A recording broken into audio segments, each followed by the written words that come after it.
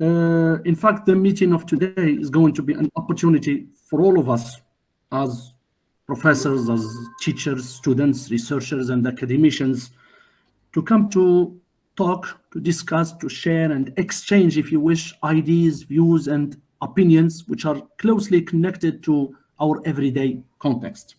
So we hope that you will enjoy the speech of Sir Nabil Belmekki, and we also hope that this will not be the last experience we share together. So Sir Belmekki, the floor is yours. Thank you very much. Okay. Good afternoon, ladies and gentlemen. I'd like, first of all, to thank the organizers of this meeting for inviting me here today. It's actually an honor to have the opportunity to address such a distinguished audience. And thank you very much for the introduction. I would like to share my screen because I have a PowerPoint presentation.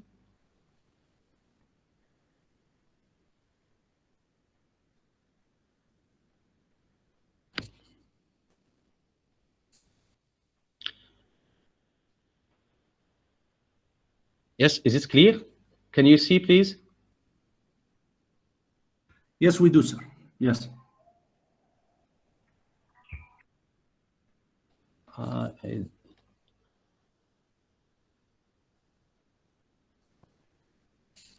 So can you see it's fine? Because I think, yes. So it's clear. Yes, we do. Thank you very much. So as you can see on the screen, our topic today is about English as the language of science. In this talk, actually, I would like to concentrate on two major issues. I'm going to talk about the importance of English as the language of science, as an international language, and the reasons for, let's say, learning English. And also, I'm going to focus on writing and publishing an academic research paper, so things that should be taken into consideration. I mean, general requirements for writing and publishing an academic paper. So reasons to learn English. Actually, one should imagine having a cool superpower that can help you out in many different situations, or a magic key that can unlock thousands of doors that were once closed to you. I think English can be this magic key. Now imagine that you are using this magic key to go straight into difficult situations and help other people, let's say, solve problems and get people to communicate well. So with such key, you would nearly be a superhero. That's why English is a must. English is everywhere. As we know that English nowadays is only the third most spoken language by native speakers. However, when you count all the people who speak English as a second, third, or fourth language, then English is definitely the most spoken language around the world. So English is really everywhere. So you will be able to communicate with native speakers and EFL, I mean English as a foreign language speakers all around the world, this huge planet. You will help others communicate with a huge diversity of people and help yourself, as I have said, unlock all sorts of life's door. So actually, there are many reasons to learn English, and I have taken the most cited ones, and I think the most important ones for you, because there are many, but I think these are the most important ones. The first one is English is easy to learn. You will discover that English is easy to learn. Of course, most people think that learning English is very difficult, but in many cases, it is easier for certain people to learn English because it is related to their native language. For example, for people from Europe who are learning, let's say, English, they find that English is closely related to their languages. Take, for example, German. German is very close to English. French has influenced English a lot. In addition to that, English speakers can be found nearby in Great Britain. So they can easily travel to practice, and it is very likely that they will meet English speakers in their home countries. So for people live in different parts of the world and speak languages that are not related to English, English here can sound very, let's say, foreign, confusing, and maybe frustrating. But there is something important that makes English very easy for everyone. And here I'm going to talk about the availability of resources. Because English nowadays is such a widespread language and is found all over the globe, the resources you can use to learn English are endless. It is easy to teach yourself English because there are tons of resources on the internet for free. Sometimes you will need to pay a little bit to take an English course online or access another resource, but they are actually often worth the money. But so that's why I would say that if you don't learn English, this is my advice. Please start learning English from now. You can get started. Just watch cartoons, sitcoms in English on YouTube, Netflix, or other English TV websites. They are for free. So in addition to that, you can even hire an English speaker to communicate with and teach you on Google Meet like this, or Zoom, on Skype, or there are different platforms you can do that and to help you learn English. So English is everywhere. Take this advantage of this. Take the advantage of this fact. The second reason that may push you to learn and encourage you, motivate you to learn English is that of, let's say, job opportunities. You can find more job opportunities. Actually, many large companies around the world require that their employees speak English. In some cases, these companies are requiring their workers to only use English. Even if you travel to France or Germany or China or Brazil or wherever you go, companies are dealing with other international companies and they need English for communication. Another reason is that you can easily travel everywhere in the world. We know that English is the world's second language. This means that learning English makes it much easier to travel anywhere you want. For example, airplane announcements, train, timetables, emergency information, and street signs are often translated into English, particularly in countries that use different type of alphabet, like, let's say, China. In addition to that, even if you don't find other travelers or local people that speak your mother tongue, you are practically guaranteed to find someone who understands some English. As you know, I am not a native English speaker, and I have traveled to many places in the world. Actually, communication has almost never been a problem for me, because people all around the world speak English. I have been able to speak English in every country I visited, like in Turkey, in Lithuania, in Spain, in Germany, in Egypt. So because I participated in such conferences, and there were different nationalities, different people from different parts of the world with different background, but we communicated, let's say, in English. So English was a key for us and a solution for everybody. So actually, learning few words, let's say, in the local language is always a good idea.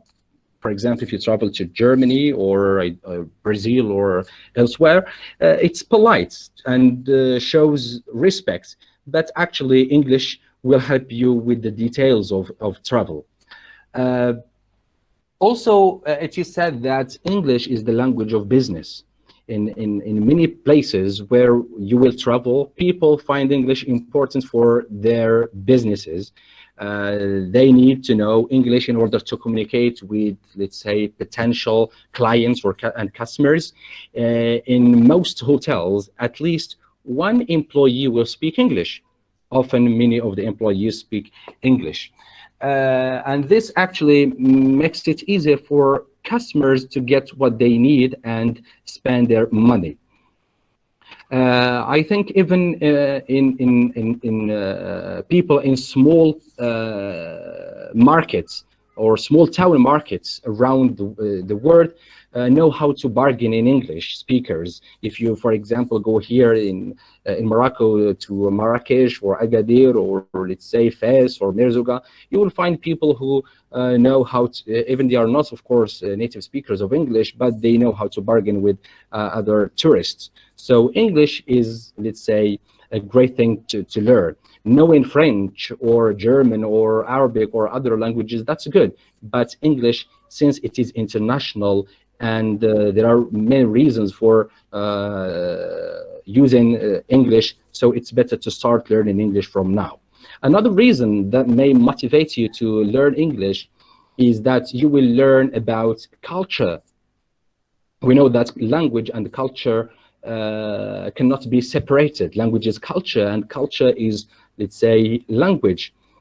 Knowing actually English will give you a better understanding of people who live in English-speaking countries. Knowing the English language gives you, let's say, more insight into how people think, work, and even live. So if you do not know about the culture of English-speaking countries, this might, let's say, lead to misunderstanding what people are saying in English. And actually, yes? Sorry? Hello? Yes, Timothy, you can go on. Yeah, No I heard problem. something. Yes. Or maybe I heard something. No, Yeah. maybe just a problem with the voice from time to time. Yeah, interesting. Thank you. Yes. So now we are talking about the importance of English and the reason of learning about culture. Yes, I said that it's not enough to just know, let's say, basic words and phrases. To communicate well in English means you must know, let's say, about things like tone, body language, and even facial expressions. You might think an English speaker is being crass, rude, or dismissive when they are not. So another reason, okay, let me skip. Yeah. This one, yeah, study abroad. Yeah, another reason for learning English. With English, you can study all over the world. Since English is spoken in so many different countries, there are thousands of schools and universities around the world that offer programs in English. If you speak good academic English, there are lots of opportunities for you to find an appropriate school and course to suit your needs. So if you want, as it is said in Arabic, if you want to go far and you want to continue your studies, to get the highest degree, you have to, let's say, speak good academic English. Another reason, and this is the most important one, especially though this is maybe related to our today's topic, understanding of science. So the English as the language of science. English actually is the language of science par excellence. If you want to learn, publish, or speak with authority in the sciences, you must learn English. Many nowadays, of course, scientific papers are written in English. And I think in the last century, the number of scientific papers written in English has started to outweigh the number of papers written in the native language of the researcher. So like, let's say, pharmacists, engineers, and doctors around the world must always learn English along with their other subjects in university. In most cases, let's say their other class subjects are taught in English, or come with, let's say, an English course or textbooks. Even in America, most medical schools require English as part of their coursework. And even in Morocco and other countries, this happens too.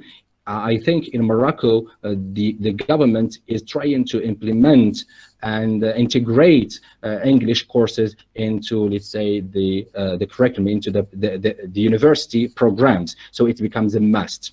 So science research is primarily published in English. And the most abstract, even you publish in Arabic, the abstracts, I mean the summary or the summaries of the research, are written in English so that international scientists can read them. So if you want your paper to be known worldwide, you have to write in English. And of course, this is what I'm going to talk later on about, how to write and publish an academic paper.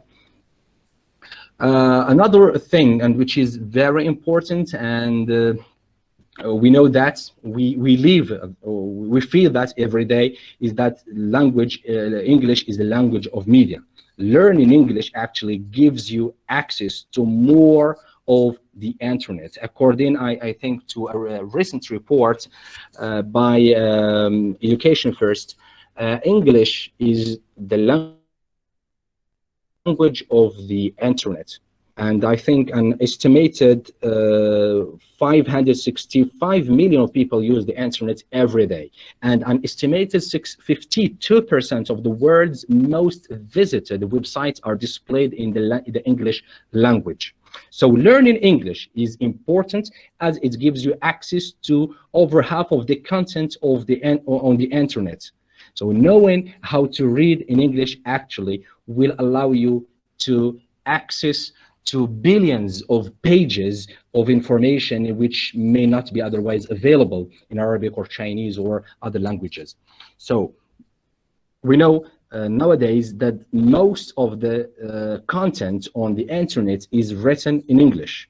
Many of the world's biggest news outlets, including TV, newspapers, magazines, and radio, are produced in English. Even some of your, let's say, favorite films, TV shows, programs, and pop music are probably English language.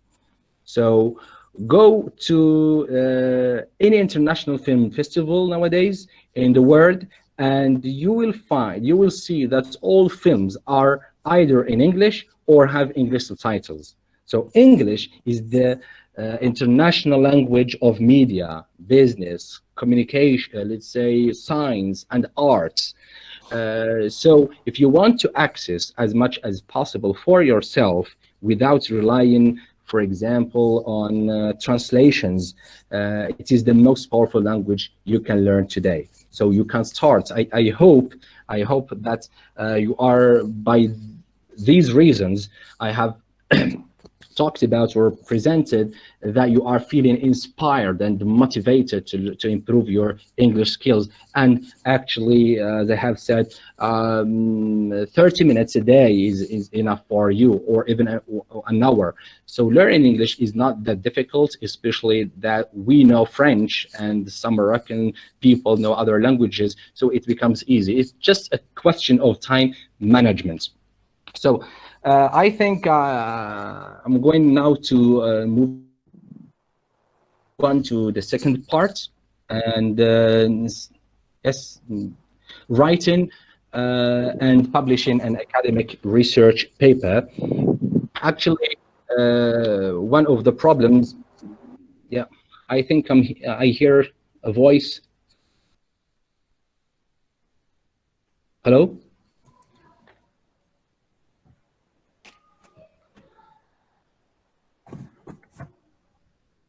Professor Belmekki, I think if you have questions, we can postpone them until the end. It would be better. Yes, of course. Just I think someone is talking. That's why it's a kind of distraction. I hope No, I think that's problem of the voice. You know, internet connection. Okay, internet. Okay. So you can hear me, right? Yes, we do. Okay, thank you very much. So now yes. We are going to have questions by the end. Of course, yeah. Okay. Thank you. Thank you. So anyway, since we're talking about the the reasons for learning English, now I'm going to move on to talk about writing and publishing an academic research paper. Of course, this should be done in English, as I said. And if you want to go far, if you want your paper to reach scientists and to be international, you have to write it and publish it in English, and should be an academic research, of course. And there are some general requirements. Yes, yeah. So it appears now. Yeah. So there are some general requirements. These are just general requirements because there are other things that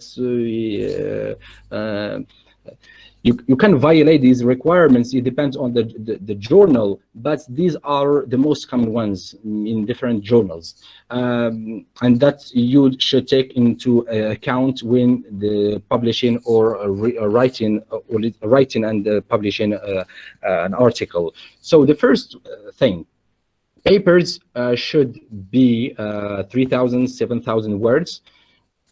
I mean that the article should be approximately 7,000 words in length, including, let's say, tables, figures, references, and appendixes.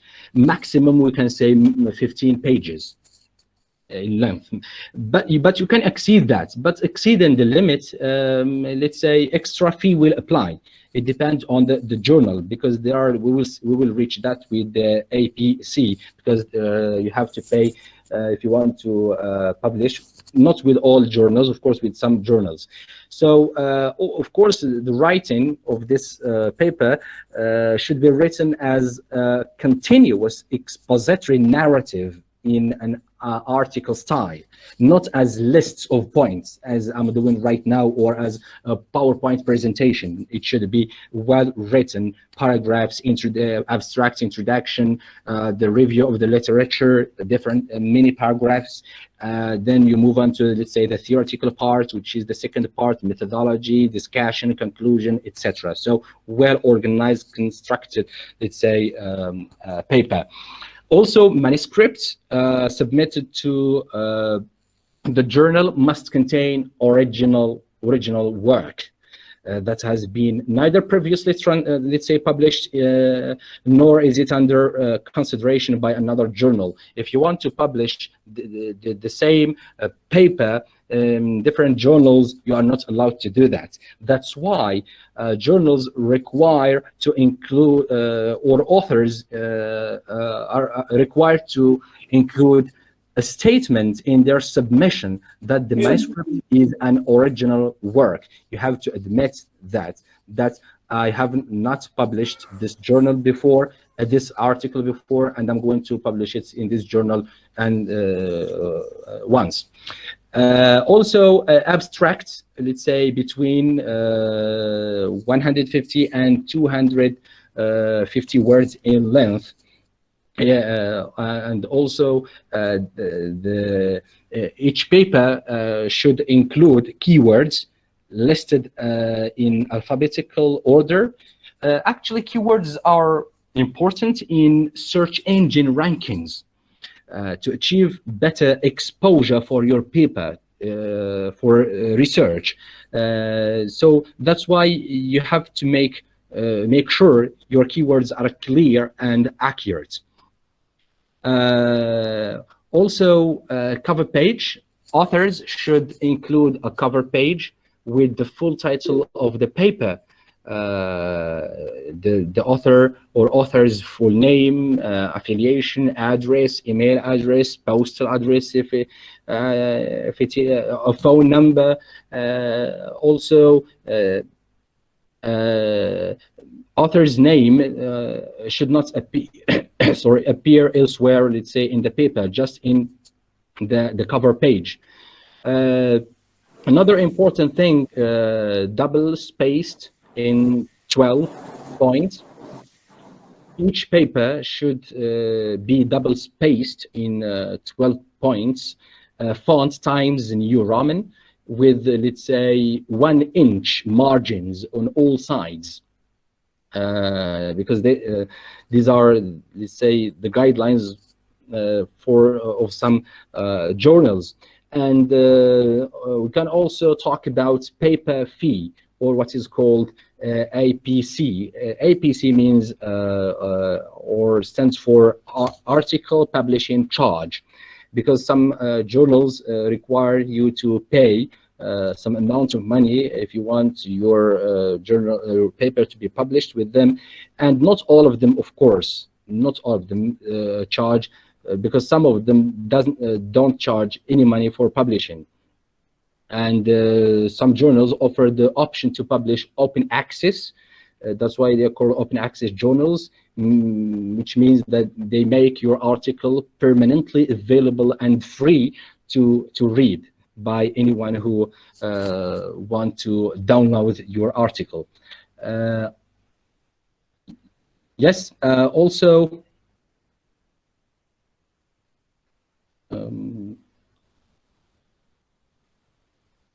yeah, it's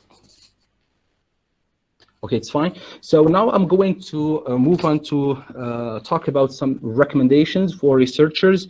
Of course, we as researchers are going to publish and write in English, and there are some recommendations that should be taken into consideration, especially for novice, for beginners, or for researchers who want to publish for and write for the first time. So the first thing that you should take into consideration: be patient and persistent. Do not give up too quickly, because sometimes some journals reject your papers. If your paper is rejected, use the editors and the reviewers' comments, because they are reviewers, peer reviewers, who send you comments and feedback to further improve the quality of your paper.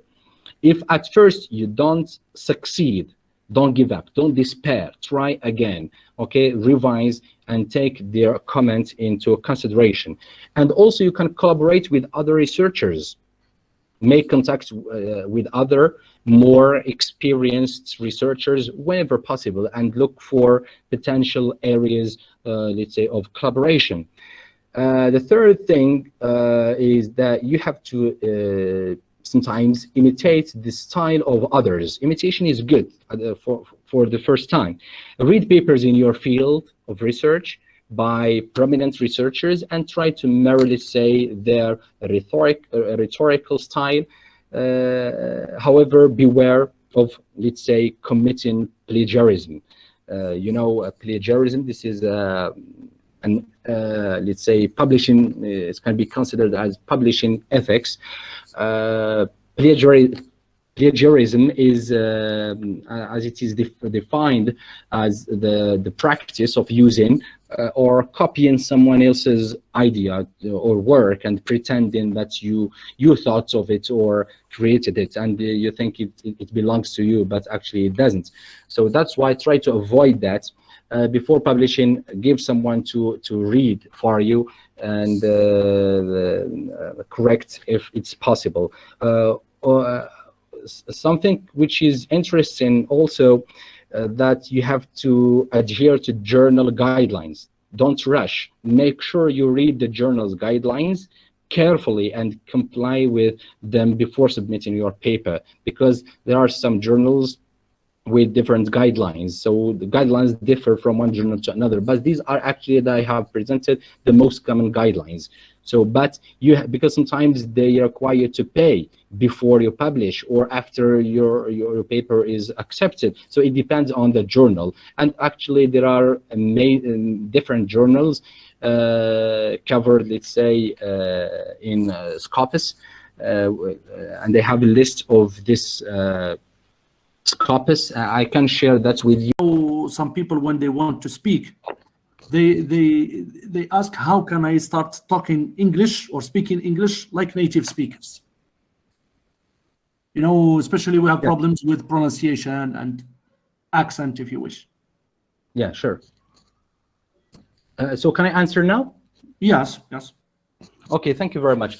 It's interesting, actually, question, and I think the best way to improve your fluency and your speaking skills is to, let's say, we can talk about the exposure of language. So the more you are exposed to English, the more you can, let's say, speak fluently and without any problems. So that's why I would like you to read a lot. So read as much as you can. So even 30 minutes a day, listen to TV, let's say watch on YouTube cartoons, sitcoms every day, because this will help you affect your pronunciation.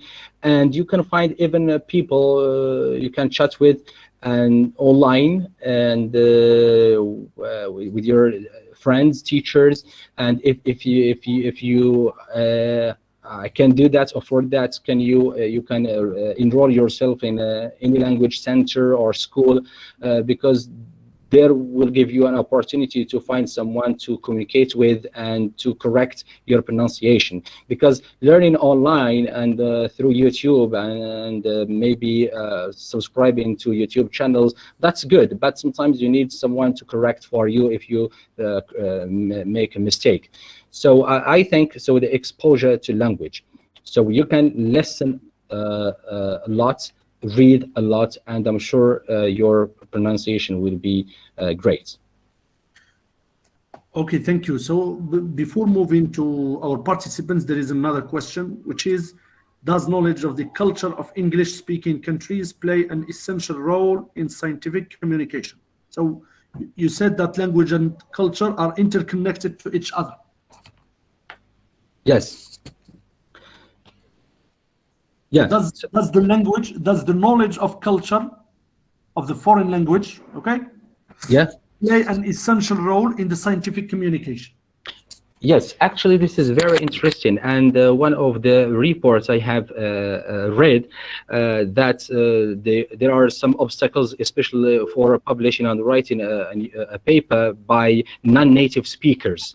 Because as I have said, language is culture, culture is language. Knowing the English language gives you more insight into how people think, live, and work. And sometimes non-native speakers find this obstacle because they don't know how to write a good let's say a good academic paper, and sometimes they try to translate from their first tongue or first language into English, and for native speakers, they detect that this is not an academic or well written paper, because it is affected by the language of the first of the researcher.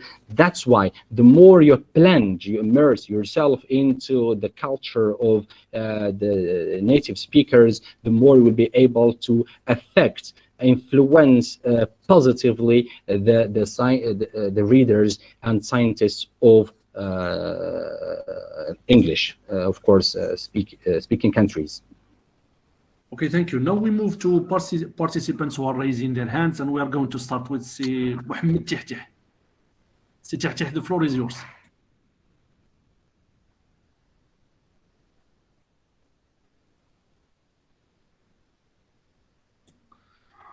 Okay, if Tihtih is not available, what about Samira Jahoudi?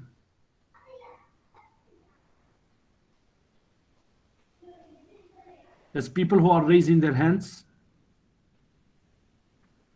What about Bilqis Gata?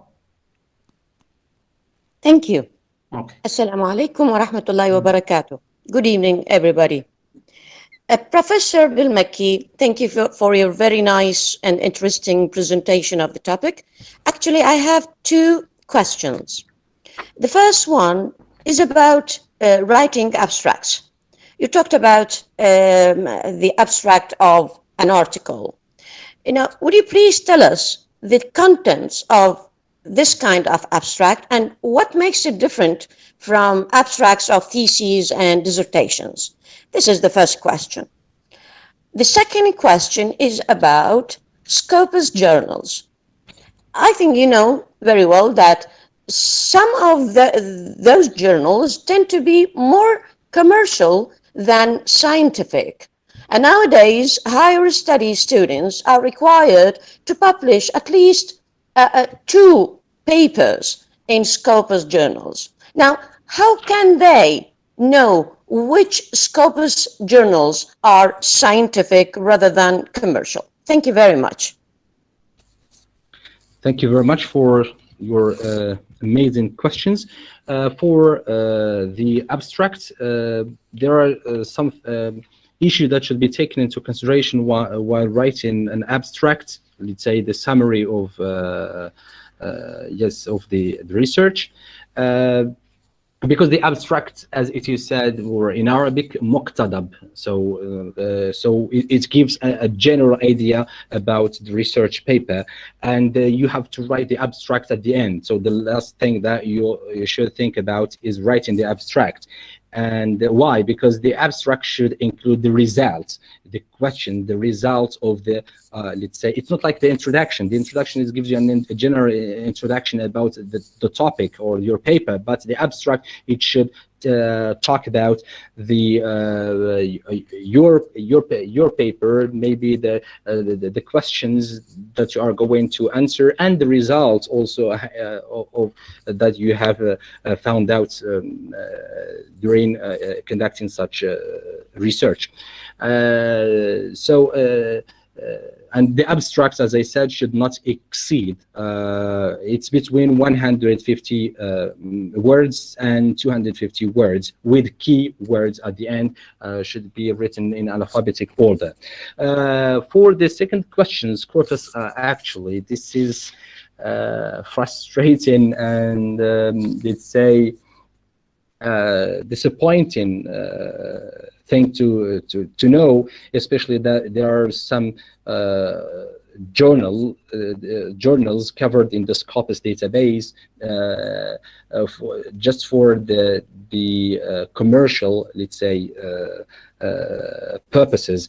And as I have said before, you can download the list from the websites of the Scopus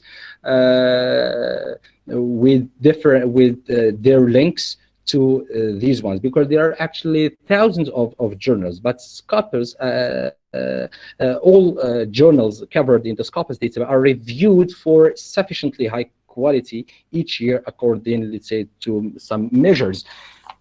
But this doesn't mean that there are some with, let's say, commercial purposes.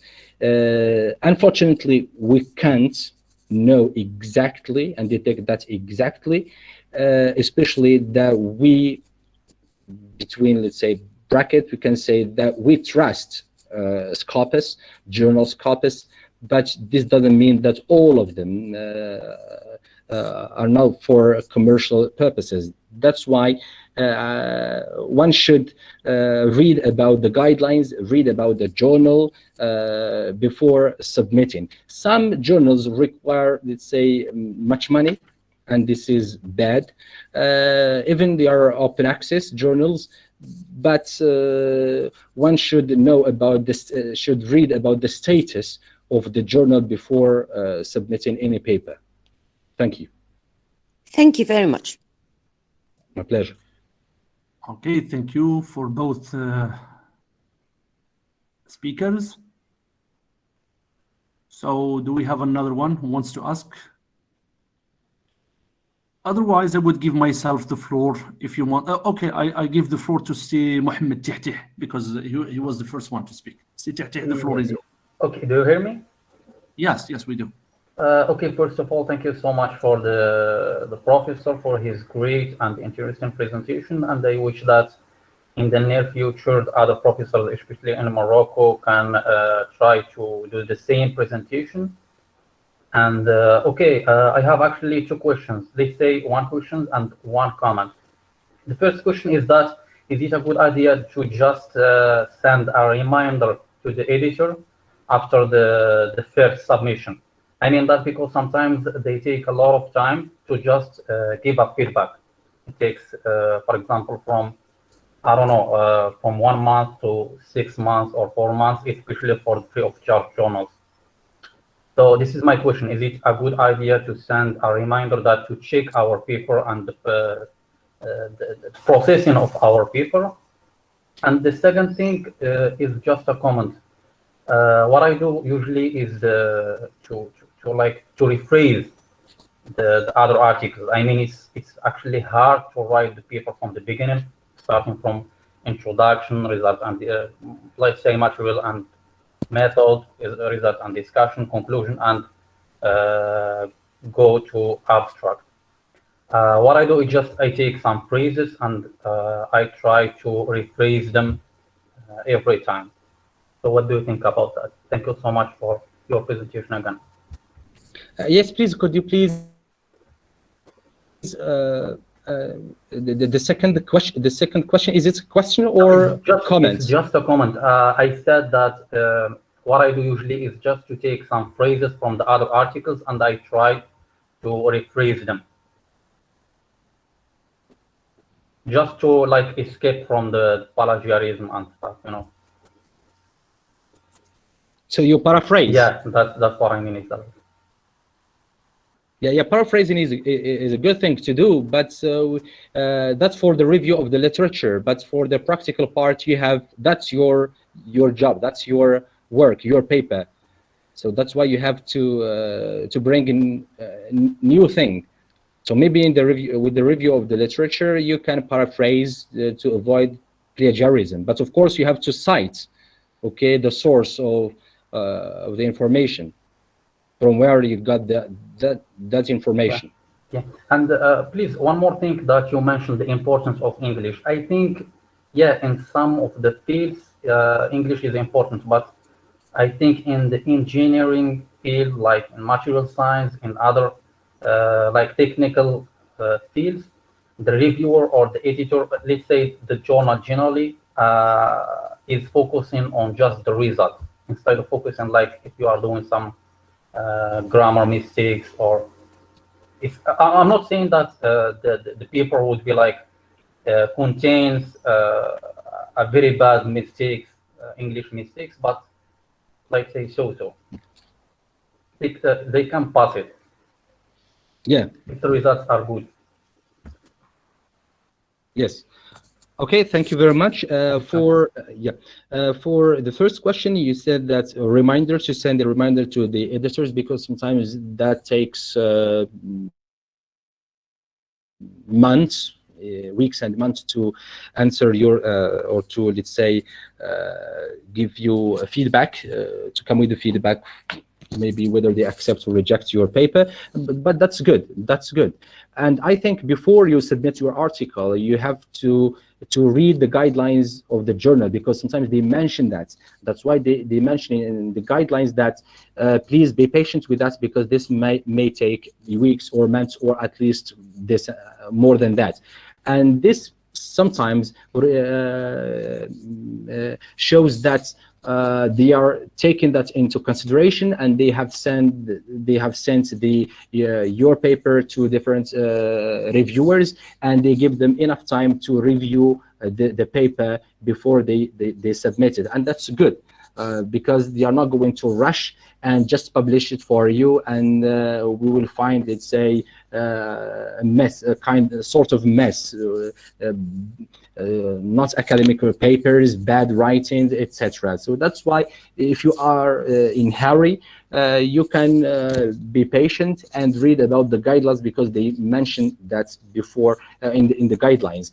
And if you think that you have to, your paper should be published before, let's say, a deadline, you can look for another journal and again read the guidelines, because these are guidelines which can help you decide whether you publish with this art journal or not. And for, as you said, the importance of English, when we say the importance of English as a science, as language of science, here we are talking about publishing in English, not in Arabic or French or German or other languages. Of course, there are some mistakes that can be avoided, tolerated, but of course there are other mistakes that could not be tolerated. That's why reviewers, good reviewers, peer reviewers, send you comments, feedback, to revise, to take into consideration these things. I myself do that, especially with some international journals. I receive some articles to be published, but I find that this should be revised again, to be reformulated, and I send them to take this into account. The researcher should correct those mistakes, should take them into consideration, and when they send us again, we can accept it for publication. Yeah, thank you. Okay, thank you, Professor Belmekki. So please allow me to have my turn and ask some few questions which are going to be, inshallah, of great interest to all people who are sharing with us. So as professors of English, sometimes we keep receiving from our colleagues, professors of mathematics, of economy, we receive articles from them, asking them to review them. But while reviewing them, we see that the impact of Francophone is very high on their writings. Sure. While we have some differences in English. Let me give you an example to make myself clearer. For example, while saying in French, je suis Marocain, we can write a small m, but this can never happen in English. We must always say I'm Moroccan with a big M. Yes. Okay. Even when writing our names, for example, my name is Mohammed Radley, I should write a big M and then small letters. When it comes to Radley, it must be capitalized, all of it, to show that this is my family name. So we have our colleagues, they resort to the solution of Google Translation, but it doesn't work well. So number one, how can you advise them? What are the pieces of advice you may give them? Number two, I'm going to talk about the idea of fees concerning houses of publication. So a few years ago, we used to hear that when a house of publication asks for money, it does not have a value. Okay, it is commercial, like the participant said. But in the last few years, we started changing our minds about that. And now Scopus ask for money, and it's not commercial. They claim that they are paying the reviewers not to take a lot of time. I mean to have a lot of articles being published. Number three is about the number of authors that should be put in the article. The same thing, as we all know that PhD students are required to publish at least 2 articles. But how many authors, in your opinion, we should have on the article? Sometimes we find 7 or 8 pages, while we have 4 or 5.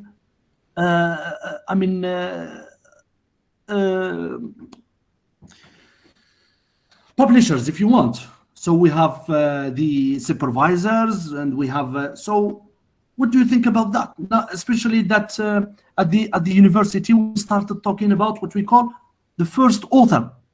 Now we accept only the first author.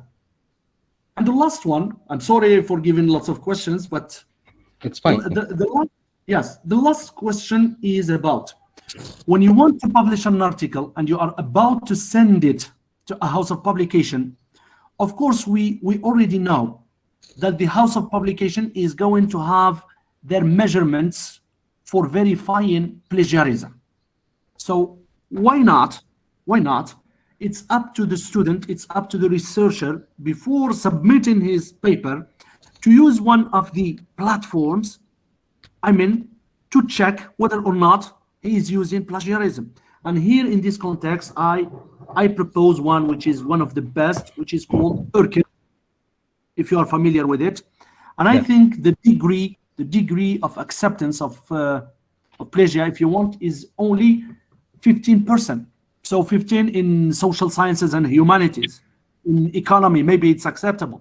But of course, in medicines, it's very high high degree. So thank you so much.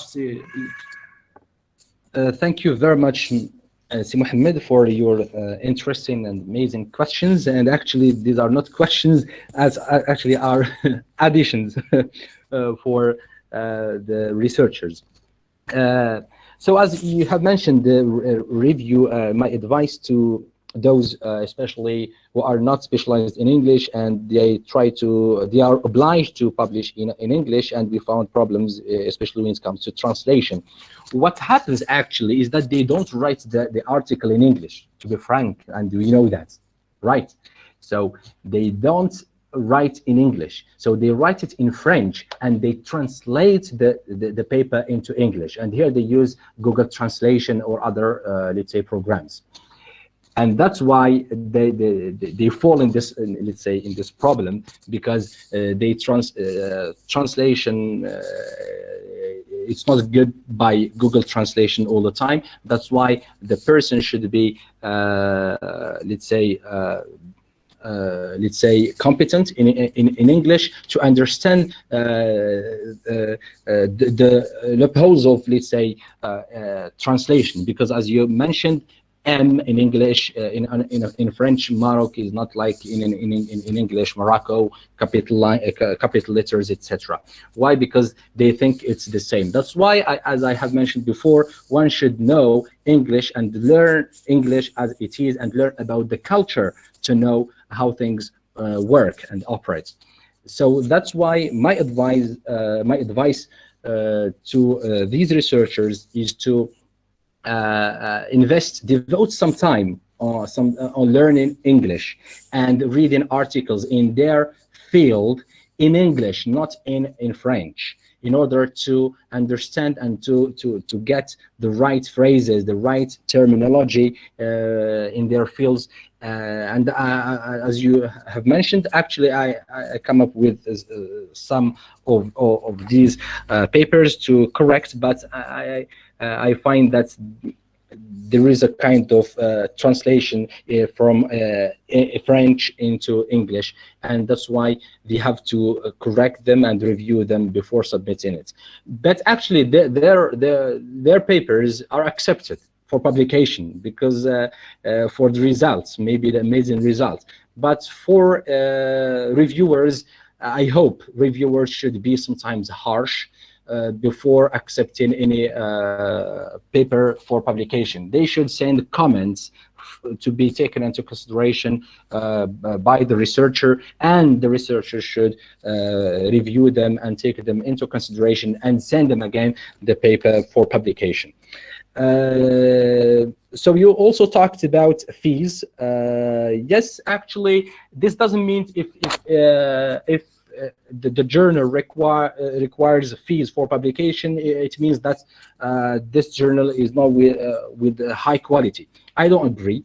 I myself published with international journals with high quality. They are very known internationally, and I paid some amount of money. I think I still remember $200, means like 2,000 dirhams in Morocco. But like these journals, actually, they pay reviewers for reviewing the articles, and they don't have any income. So how can they do that? So they require fees for the continuity of the journal, for publishing the journal, for help for reviewing, for maybe the website, to pay for the websites, for let's say the programmers, people in charge, let's say responsible for such a journal. That's why they require that amount of money. They are not rich to do that for free, but they need some money to cover these expenses. Also, you mentioned the plagiarism. This is interesting, and it's a good advice for researchers. Before submitting any article, it's fine. It's good to consult one of these software programs of plagiarism to detect whether your paper can be accepted or not. So it's good. There are many software programs. You can just Google online plagiarism programs, that you'll find many. And I hope we can bring a specialist to talk about these programs. I hope I can do that one day. So I think these are the most questions you posed, Dr. Mohammed. Thank you very much. Thank you so much, Belmekki. Yes, do we still have other questions? We have Samira Jaoudi, if you want to ask.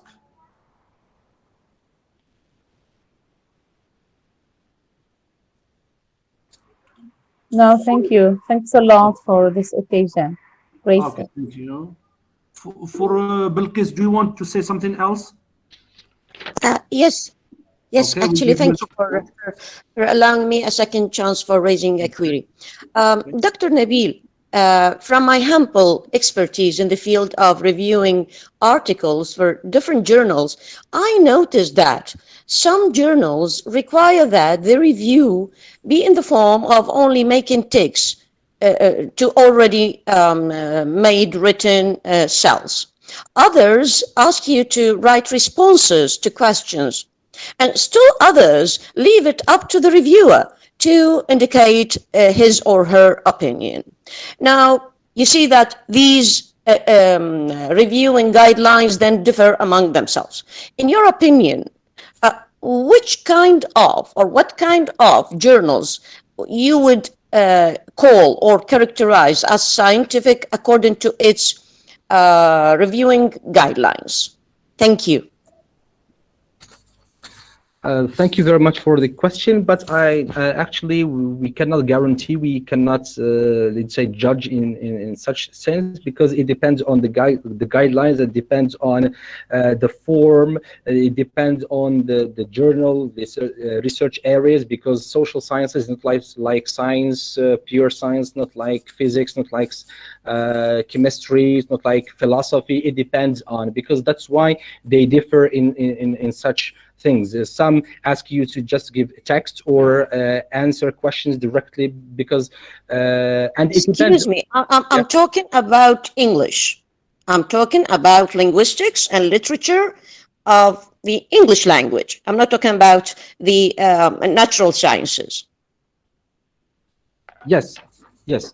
So I think it depends here on the journal and the reviewer, because sometimes there are some reviewers who just their responsibility is to find out grammatical, or let's say structure, or let's say language mistakes. Others may be related to the content, others may be the form. That's why they differ in such let's say guidelines.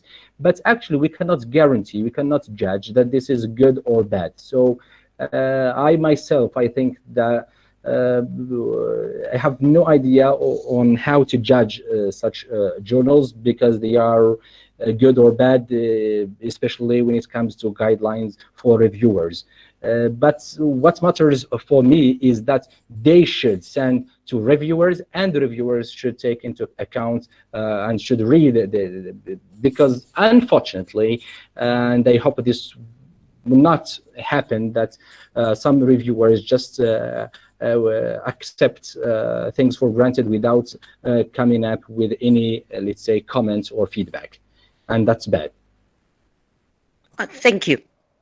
My pleasure. Okay, thank you. So we have another question with Hashmi, Suhaila. Suhaila, the floor hello is yours. everyone. Can you hear me? Yes, we do. Hello everyone. Okay, thank you very much, Mr. Radley, for accepting the invitation of our club, and we are truly honored by your participation. So I have a question, please. What methods do you suggest to increase our English level in order to write a high-quality article? And thank you.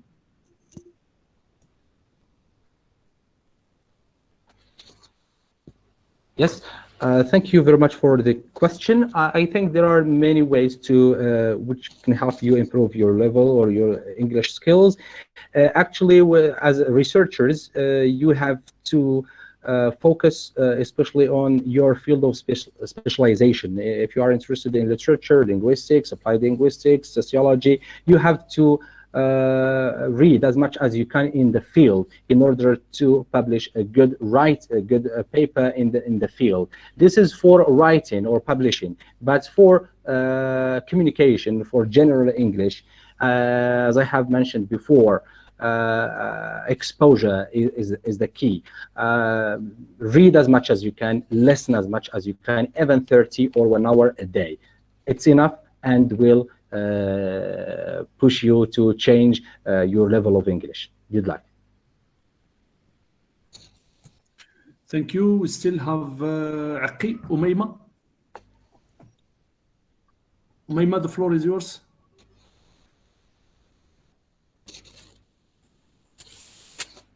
Okay, so we move to, so we have Hajar, Makkad. So hello everyone. Yeah.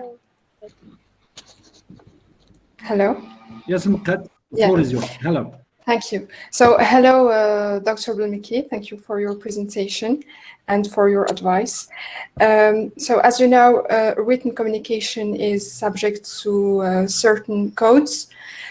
Does a researcher who is non-native English speaker have more freedom when it comes to oral communication, or are there codes to respect at this level as well? Thank you. Yes, please. Just want to make sure that I got the question clearly. So you mean that the researcher should not be accurate? This is what you want to say? No, what I want to say is that in the written scientific communication, there are certain roles, certain codes to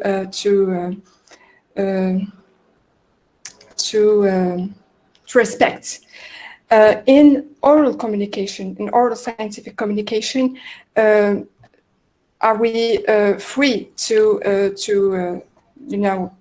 are we free to speak, or there is certain codes to respect in this level? Yeah, interesting. Thank you very much. Interesting question. Actually, as you have mentioned, and when it comes to written language, let's say, like publishing papers, there are some rules that should be abided by.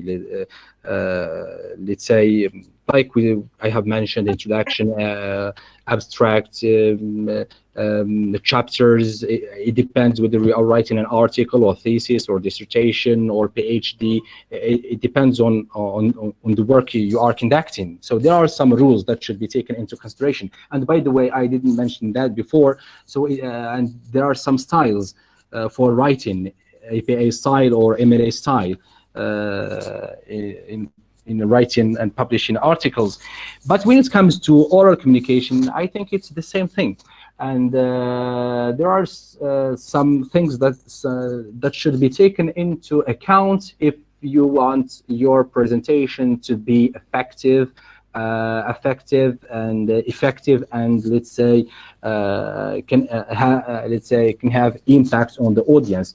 And here I can recommend that you have to read about public speaking presentations, public speaking skills. There are some rules, strategies that you have to learn to improve your skills when it comes to public speaking. One should be clear, concise, good English, good language, can talk about eye contact, voice projection, can talk about many skills that researcher, presenter should adopt if he or she wants the presentation to be effective and has, let's say, a great impact on the audience. That's why when it comes to writing, it's okay. You write and you have time to write a good paper. But when it comes to the oral communication, you have to do that quickly. And in this sense, you have to work on improving your, let's say, communication skills.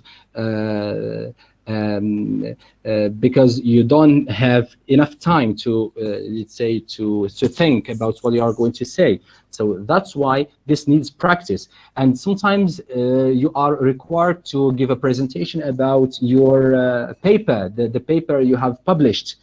And in this way, you have sometimes a limited time, maybe 15 or 10 or 20 maximum minutes to talk about your presentation. If you are not able to do that in this limited time, your presentation will not be effective.